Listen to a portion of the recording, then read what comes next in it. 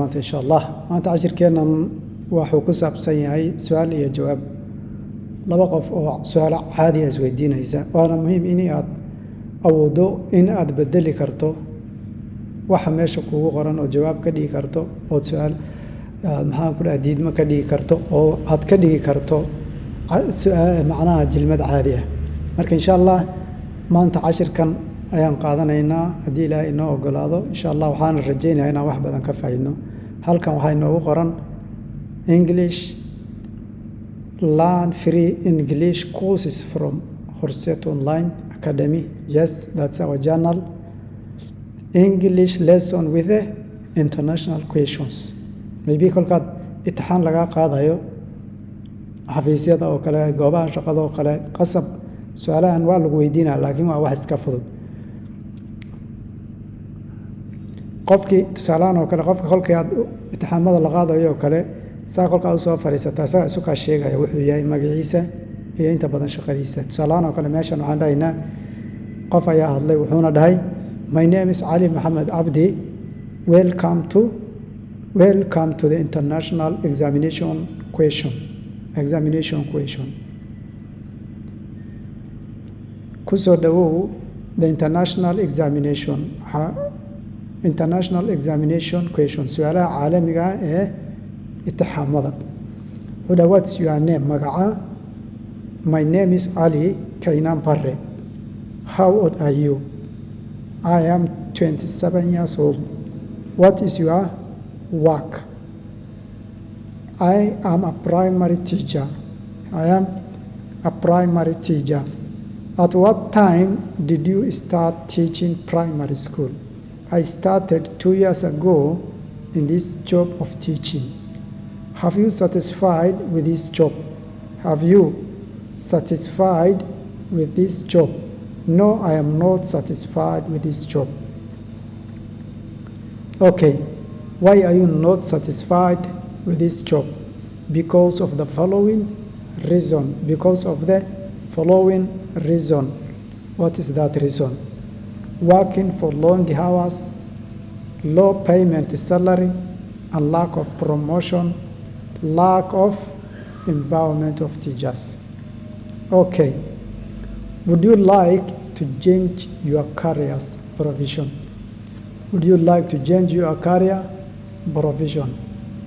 I'm ready to change my career provision it will take a time to change your provision careers no matter what time it will take but I should do it what type of career will you be interested to learn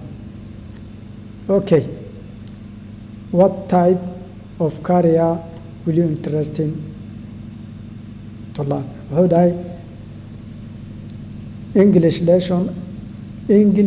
lesson with the international question waa garanay waa saxay noqonaysaa English lesson su'aalaha imtixaamaadka ee caalamiga ah my name magacaygu is Ali Mohammed Abdi welcome kusoo dhawow to international examination question su'aalaha caalamiga ah ee imtixaamaadka okay what is your name magaca my name is Ali Kainan Barre magacaygu waa Ali Kainan Barre how old are you meeqa sano ayaa jirtaa ama da'daadu waa meeqa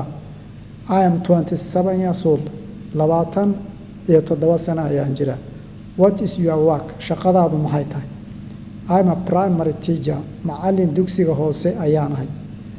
at what time xilligee did you start teaching primary school xilligee ayaad bilowday barista dugsiga hoose I started waxaan bilaabay 2 years ago 2 sano ka hor in this job shaqadan 2 sano ka hor ayaan bilaabay have you satisfied with this job ma ku qanacsan tahay satisfied ku qanacsanaan have you satisfied with this job shaqadan ma ku qanacsan tahay no maya I'm not satisfied with this job maya ayuu dhahay no waa maya I'm not satisfied with this job shaqadan kuma qanacsani waa gartay why are you not satisfied with this job shaqadan maxaad ugu qanacsanaan lahayd because of the following reason sababahan soo socda ayaan ugu qanacsanaan lahayd maxay yihiin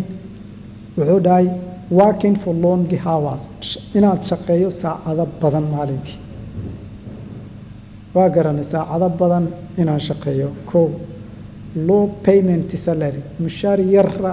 aan qaato bishii kolkay dhammaato lack of promotion in aynan lahayn maxaan ku ilaahay dallacsiin aynan lahayn shaqadani lack of empowerment of teachers inaynan jirin wax awoodsiina ama maxaan ku idhaahdaa aqoon kororsi oo macallimiinta la siiyo waan garanay wuxuu dhahay would you like ma jeceshahay to change inaad beddesho your career provision xirfadaada aad hadda leedahay career provision waa xirfadaada takhasusigeed leedahay inaad beddesho ma rabtaa ayuu dhahay maadaama aad ku qanacsanayn I'm ready diyaar ayaan u dhahay to change inaan beddelo my career provision xirfadayda takhasusiga it will take a time to change your provision career waxay kugu qaadan waqtis ayay kugu qaadan u dhahay to change inaad beddesho your provision career xirfadaada takhasusiga inaad beddesho waqti ayay kugu qaadan no matter dib uma arkooda ama wax macnaha wax kasta waxay doonayaan hadaba no matter what time it take ma dib iguma hayso dhahay waqtiga ay igu qaadanayso it will take waqtiga ay igu qaadanayso wax dhib ay iguma hayso dhahay but laakiin I should do it waa in aan sameeyaa ayuu dhahay waa garanay wuxuu dhahay what type of a career will you be interested to learn xirfad noocee ayaad jeceshahay in aad barato ayuu dhahay I am anigu interested waxaan aad u xiiseyn jiray ama aan haddaba u xiiseynayaa in healthy courses koosaska ama maxaan ku idhahdaa nuqulada caafimaadka why are you interested in healthy courses koosaska ama maxaan ku idhahdaa facultiyada caafimaadka maxaad u jecesho dhahay healthy courses uu dhahay koosaska caafimaadku are better than education courses healthy courses wuxuu dhahay nuqulada ama facultiyada caafimaadku are better way ka fiican yihiin than education courses intaas ayaan ku daynaa cashirkeena maanta insha Allah hadda kadib bal su'aalahaasaan soo kordhinaynaa dhalinyarada qaar ay codsadeen aad ayaan idin salaamaya assalaamu calaykum waraxmatullaahi wabarakaatu